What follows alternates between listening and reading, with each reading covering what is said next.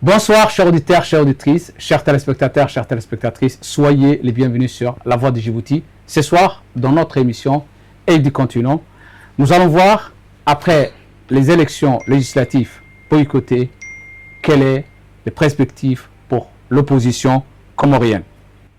Et pour nous éclairer, nous avons invité l'ancien vice-président de Comores, Mohamed Ali Souhaïli, et actuel chef de l'opposition aux Comores. Merci Mohamed d'avoir accepté notre invitation. Je vous en prie, merci beaucoup. Monsieur le vice-président, il y a eu des élections qui sont tenues aux Comores le 12 janvier 2025 et d'après le résultat qui sort, il semble qu'on se dirige vers une large victoire du parti du président Azali. Pour vous, comment ça s'est passé ces élections et que répondez-vous aujourd'hui à ce qu'a dit le président Azali, je cite, « Nous avons besoin d'une opposition constructive ». Que signifie pour vous le « nous » ? Le président Azali parle de Azali ou des Comores. Qui a besoin d'une opposition constructive et est-ce que vous êtes une opposition constructive? Merci mon ami Mahmoud. Merci de m'avoir invité. Et je suis obligé d'être forcé de parler d'élections alors qu'il n'y a pas eu d'élection aux Comores le 12 janvier 2025, comme aussi le janvier passé, 2024. Qu'est-ce que je veux dire par là? J'accepte le terme d'élection, mais ce ne sont pas des élections, c'est une mascarade. Comme on en connaît aux Comores, comme maintenant c'est devenu l'habitude. Alors, les résultats, évidemment, c'est résultats qui sont conformes à ce que nous connaissons toujours d'habitude. Comment voulez-vous qu'une dictature puisse organiser des élections et qu'il y ait des résultats qui sont conformes à des vraies élections? Il y a eu une mascarade, comme nous l'avons annoncé, et évidemment, c'était une opération qui servait tout simplement à venir légitimer le système dictatorial de Azali Assoumani. Donc pour vous, il n'y a pas eu d'élection? Pour nous, il n'y a pas eu d'élection. Et ça ne surprend pas. Et pourtant, de l'autre côté, le président Azali dit que le Comores, en tout cas, nous avons besoin d'une opposition aux Comores. Oui, ça me fait revenir en arrière. Azali, quand il avait fait le coup d'État en 1999, c'est lui qui a commencé à faire des coups d'État au niveau des responsables politiques comoriens. Avant, c'était les mercenaires, c'était autre chose. Mais Azali a commencé et entré dans la politique par un coup d'État en 1999. Alors, depuis, il n'a jamais pris le pouvoir que par des coups de force. Coup d'État ou coup de force au niveau des élections. Des élections, évidemment, qui sont organisées d'une façon dictatoriale, comme c'est le cas jusqu'à présent, depuis 1999 jusqu'à aujourd'hui. Chaque fois qu'il prend le pouvoir, c'est toujours après des coups de force. Des coups de force. Justement, vous avez parlé tout à l'heure que le parti présidentiel aux Comores se dirige vers une large victoire. De quoi parle-t-on? Quel genre de victoire peut-on aujourd'hui envisager pour les élections législatives aux Comores? C'est-à-dire, dans quel ordre de grandeur? Est-ce que dans un pays démocratique comme le président vient de dire que le Comore a besoin d'une opposition constructive, c'est combien les partis, par exemple, combien les partis présidentiels a gagné et combien l'opposition a gagné dans ces élections? C'est pour cela que je dis qu'il n'y a pas eu d'élection.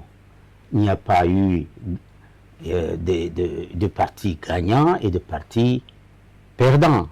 Parce qu'il n'y avait pas eu de concours, il n'y avait pas eu de véritable élection. C'est la dictature, le système dictatorial d'Azali Assoumani qui a voulu faire son montage habituel, parce que ce n'est pas seulement aujourd'hui, habituel, pour maquiller sa dictature, pour maquiller, pour montrer qu'il est là et que le peuple s'est exprimé. Le peuple ne s'est pas exprimé. Nous avons demandé à la population, nous l'opposition, la vraie opposition, de ne pas participer à ce pourquoi mascarade. vous parlez de vraie opposition? Il y a une fausse opposition? Parce qu'il y a une fausse opposition. Cette fausse opposition, comment il faut faire la différence fabriquée par Azali. Comment il faut faire la distinction entre la vraie et la fausse? Bon, d'abord parce que la vraie opposition, la vraie opposition ne peut pas aller à des élections sans qu'il y ait les conditions d'une élection libre, transparente et une élection que auquel tout le monde doit participer. Ça, c'est... Mais les fausses oppositions, ils vont participer à des types de mascarades pour soit au service de la dictature elle-même. Juste pour que nos téléspectateurs comprennent, lorsque l'ancienne assemblée, il y avait combien d'opposants? Il y a combien de sièges déjà au sein de votre assemblée nationale? Et il y a combien, cette assemblée sortante, il y avait combien d'opposants? Et il y avait combien qui étaient pour les partis présidentiels? Je vous ai dit... Je complète ma question. Oui. Sur la nouvelle, il y a combien d'opposants et il y a combien pour les partis présidentiels? Comme je vous ai dit, ce sont des opérations dont on connaît, opérations électorales. Les institutions en charge des élections, ce sont des élections mises en place par Azali lui-même. D'accord. Aujourd'hui, il continue ce processus parce qu'il il ambitionne de pouvoir placer son fils à la tête de l'État demain pour prendre le relais. Tout simplement. C'est un héritage? C'est un héritage parce que vous avez les quitté, communes sont gérées comme une épicerie familiale. Vous avez quitté la République et vous êtes arrivé à un système royaume? Exactement. Comme je l'ai dit tout à l'heure, Azali est entré en politique en 1999 par un coup d'État, c'est-à-dire en faisant effraction aux institutions de la République. Maintenant, on n'a plus les institutions d'une République. Aujourd'hui, on se dirige directement vers une dynastie de la famille Azali. Tout simplement. Pour tout le reste, c'est de l'habillage. C'est de l'habillage. Évidemment, malheureusement, une partie, quelques personnalités de l'opposition ou des mécontents sont allés participer à ce jeu qui ne fait que renforcer ou légitimer la dictature du colonel Azali. Donc, pour vous, il n'y a rien à dire Il n'y a rien à dire. L'ancienne chambre était monocolore. C'est-à-dire, monocolore, est-ce qu'il y a un seul colore, c'est le parti du président, le parti de colonel Azali. Et il y a combien de députés dans cette Assemblée nationale comorienne? 33 députés. Sur les 33, vous dites qu'il n'y a pas d'opposants? Il n'y a pas d'opposants pour sur l'ancienne, ni sur la nouvelle? Sur la nouvelle, sur les 33 circonscriptions, il y a 32 qui sont passés déjà au premier tour. C'est pour vous dire que c'est du cinéma. Il n'y a même pas de deuxième tour. D'accord. Et il y a une où il y a un deuxième tour. Il y a une circonscription seulement qui est permis d'aller en deuxième tour. On ne sait pas encore ce que ça va donner. Qui se confronte dans cette deuxième circonscription, dans cette 33e circonscription? C'est quelqu'un du parti d'Azali, le CRC, et quelqu'un qui est, quelqu'un qui est de l'opposition, mais une opposition accommodante. C'est-à-dire, mais qui s'est présenté à titre personnel, indépendant. C'est un indépendant. Voilà. D'accord. Donc, il y a un risque que ce soit de nouveau une assemblée monocolore. Monocolore. Absolument. Absolument. Pourtant, il y a des observateurs internationaux qui surveillent ces élections et qui ont dit un certain nombre de choses, qui ont rapporté un certain nombre de choses, comme qu'il n'y avait pas d'isoloir, comme l'encre n'était pas indélictible. Est-ce que vous dites aujourd'hui, ces observateurs internationaux sont utiles pour surveiller,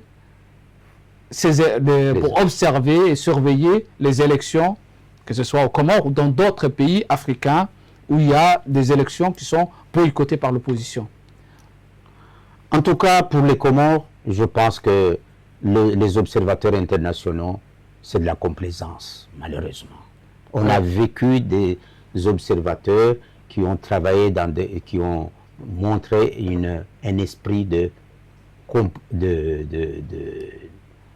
complaisance. Qu'est-ce que vous dites? Pourquoi vous dites complaisance? Vous avez des preuves? Vous avez Absolument. des choses qui vous ont remonté? Oui, mais c'est des preuves tellement palpables que même aux yeux du monde entier, tout le monde a vu comment on a bourré les urnes en janvier 2024, quand il y avait les mascarades de soi-disant élections présidentielles. Le monde entier a vu.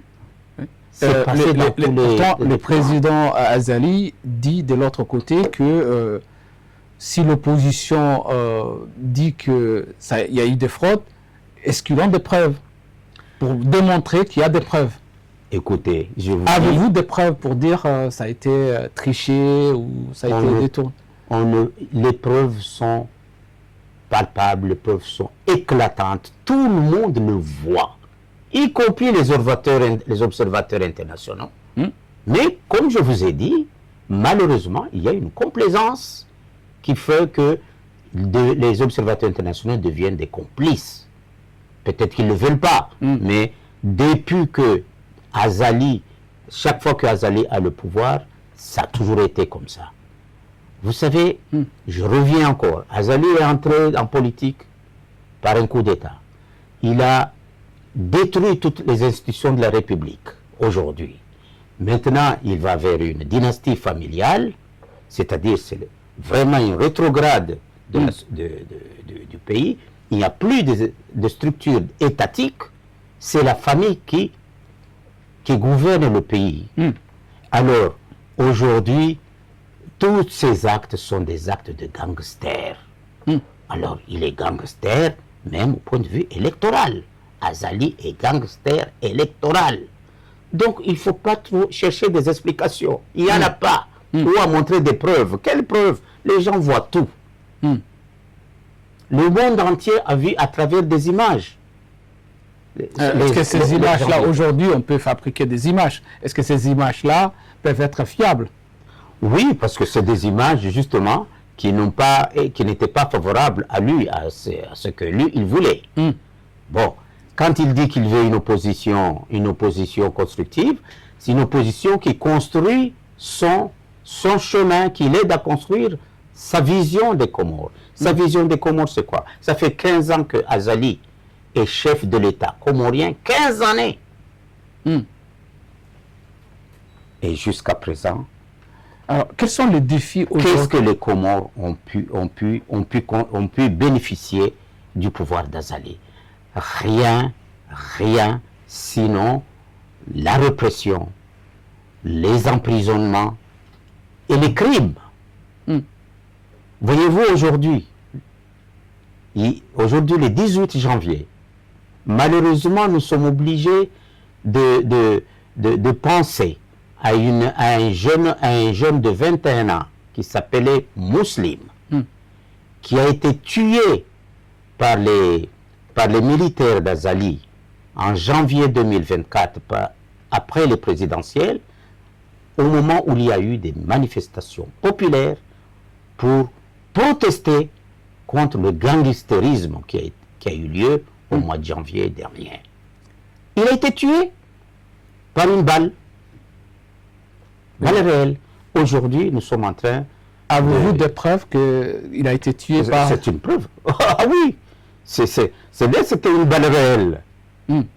Et il est mort d'une balle réelle. Est-ce qu'il y a eu une enquête qui a été ajoutée par les services de l'État? Ce n'est pas dans la logique d'Azali. Azali, ce n'est pas une question. Il ne fait jamais d'enquête. Il y a eu des tas de crimes. La justice, il y a un homme qui est mort. La justice, elle ne s'est pas saisie de ce dossier, elle n'a pas enclenché une enquête. Toutes les institutions de l'État sont conduites au rythme du désir d'Azali et de sa famille. Donc vous dites, le Comore aujourd'hui, c'est une famille. Ah mais oui, une famille. Évidemment, il y a les courtisans aussi de la famille. La classe dirigeante est une famille. Et il y a des dirigeants, il y a des politiques qui tournent autour de la famille. Donc ce sont des gens qui s'accommodent. Et maintenant, il y a des opposants aussi qui commencent à vouloir s'accommoder avec le système répressif, dictatorial et criminel du colonel Azali. Malheureusement. De l'autre côté, vous boycottez toutes les élections. Alors, quelle est la solution pour les Comoriens? Mais je vous dis que ce ne sont pas des élections. Nous boycottons, nous nous battons pour qu'il y ait des élections. Mais quand même un minimum. Mais vous dites de l'autre côté, c'est un dictateur. Est-ce qu'un dictateur va organiser des élections transparentes et fiables pour vous? Exactement. Il ne peut pas organiser ça. Donc, ce que nous demandons, c'est que la communauté internationale aide la population, la société civile, même les autorités gouvernementales, l'opposition, que toutes les forces qui sont impliquées dans le processus électoral puissent avoir les moyens, le minimum de moyens d'une élection qui soit quand même crédible. Donc aujourd'hui, même si ce n'est pas la transparence absolue, mais au moins crédible. Il faut mettre en place des institutions électorales. Oui. Ces institutions électorales, la nature même de ces institutions électorales permettent de dire, voilà au moins, peut-être on peut passer maintenant à des élections. Or, ces conditions-là ne sont jamais réunies. Au contraire, ce sont des institutions mises en place par le dictateur, fonctionnent au rythme du dictateur, avec les moyens du dictateur. La communauté internationale est là pour observer, c'est tout. Et au moment, la communauté internationale s'accommode parce que Azali a imposé. Il n'y a pas de justice au Comores. Comme je l'ai dit parfois, c'est une prison à ciel ouvert, les Comores. Oui, mais quel est le projet de l'opposition? Vous dites que pour Azali, tout est fermé. C'est ça. Alors, quel est le projet de l'opposition pour sortir de cette impasse? Si de l'autre côté, Azali ne peut pas organiser, vous avez dit que c'est un dictateur, il ne peut pas organiser des élections, oui. Vous demandez des élections. Comment il faut faire? Alors, ça c'est la grande question. Aujourd'hui, il faut tirer les leçons de tout ça. Ça veut dire tout simplement qu'on ne peut pas avoir, il ne peut pas y avoir de changement, d'alternative avec Azali au pouvoir. Avec Azali comme chef de l'État qui prend les décisions du processus électoral. Mais il est défait. Il peut être chef de l'État, mais le processus électoral, ce n'est pas à lui de dicter le processus électoral. Donc aujourd'hui, vous demandez une transition. Ça s'impose. Ce n'est pas seulement une transition, il faut une période d'apaisement, où évidemment, où on mettra en place des institutions électorales neutres, et à ce moment-là, passer à des élections normales. Alors le choix des Comoriens va se manifester à partir d'élections qui soient crédibles. Et comment vous voulez arriver à ces résultats de créer une transition si d'un côté l'opposition dit je boycotte toutes les élections et de l'autre Azali ne veut pas organiser des élections? On est dans une impasse. Comment il faut faire? Alors, il n'y a pas d'impasse. La seule alternative aujourd'hui, c'est l'union des forces de l'opposition, la vraie opposition, comme je l'ai dit tout à l'heure, avec la société civile, la classe politique qui rejette la dictature. Ces forces-là, je crois et je suis convaincu, ce sont ces forces qui vont apporter le changement. Maintenant, quelle est la voie qu'il faut? Cette voie-là, c'est ensemble, justement, quand l'union de ces forces sera réalisée, c'est ensemble qu'on peut trouver la voie à prendre pour que la dictature.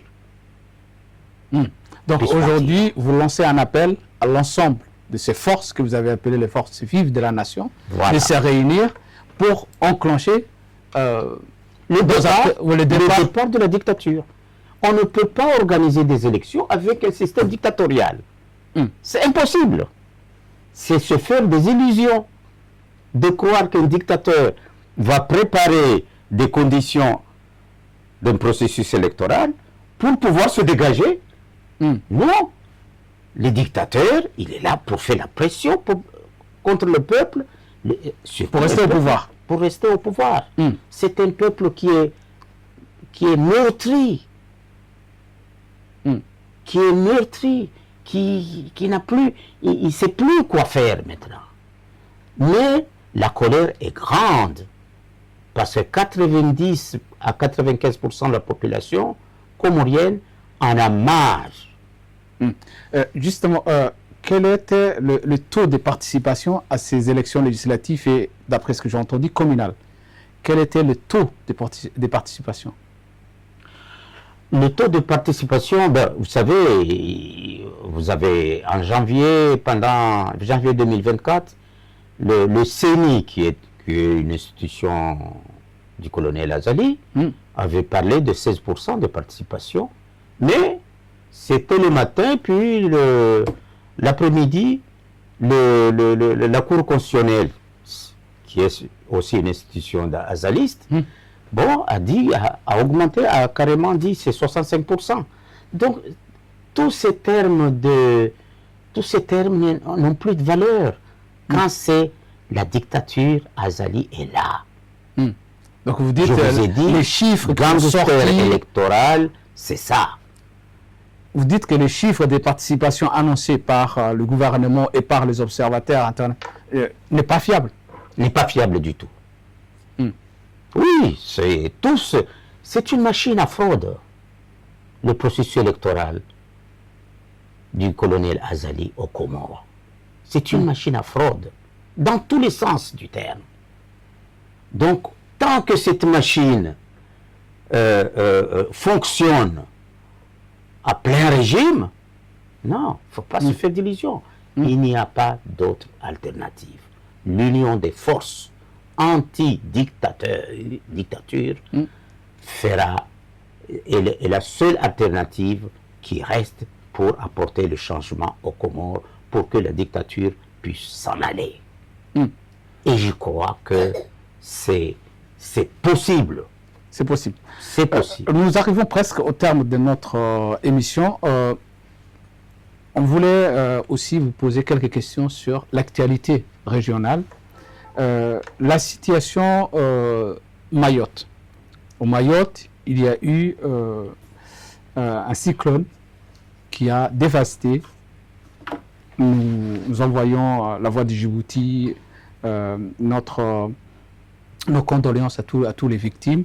Et donc ma première question, c'est qu'est-ce que vous en pensez de ce qui s'est passé ou votre réaction sur ce cyclone qui a dévasté le Mayotte? Ça, c'est ma première question. Et pour compléter cette question, le président Azali a répondu apparemment qu'il ne pourra pas accueillir les Comoriens qui sont au Mayotte. La France veut renvoyer tous les, entre guillemets, les étrangers qui se trouvent aujourd'hui au Mayotte, et il y a beaucoup de Comoriens. Est-ce que pour vous, c'est une réaction ferme et qu'il fallait tenir cette réaction, ou est-ce qu'il y a autre chose dans la déclaration du président Azali? La question de Mayotte, c'est une question très importante, vitale, pour le présent et l'avenir des Comores, la nation comorienne. Mais je suis désolé de vous dire, Azali est le problème de la crise aux Comores. Azali, elle, en est le problème. Il est le problème pour la gestion des 3 îles, qui sont indépendantes. Il est un problème pour la question de Mayotte. Azali est un problème du problème de Mayotte. Tant que c'est Azali qui est là, rien ne peut avancer sur des questions vitales de la nation comorienne, ni économique, ni sociale, encore moins politique. La crise aux Comores, c'est une crise politique, institutionnelle et sociale. Et Azali ne peut apporter aucune réponse à rien de tout ça. Donc, on ne peut pas rester là à dire que Azali peut être... on va dialoguer, Non, tout ça c'est du blablabla. Le vrai problème, il faut faire dégager la dictature d'Azali. Et toutes les autres questions d'ordre national, de développement, pourront être abordées. Voilà. Vous avez vu, quand il y a eu la catastrophe, le cyclone Chido, et j'en profite pour montrer notre tristesse par rapport à cet événement. Et nous l'avons dit, mais aussi nous l'avons montré. Nous, l'opposition, je veux dire. Parce qu'on a respecté.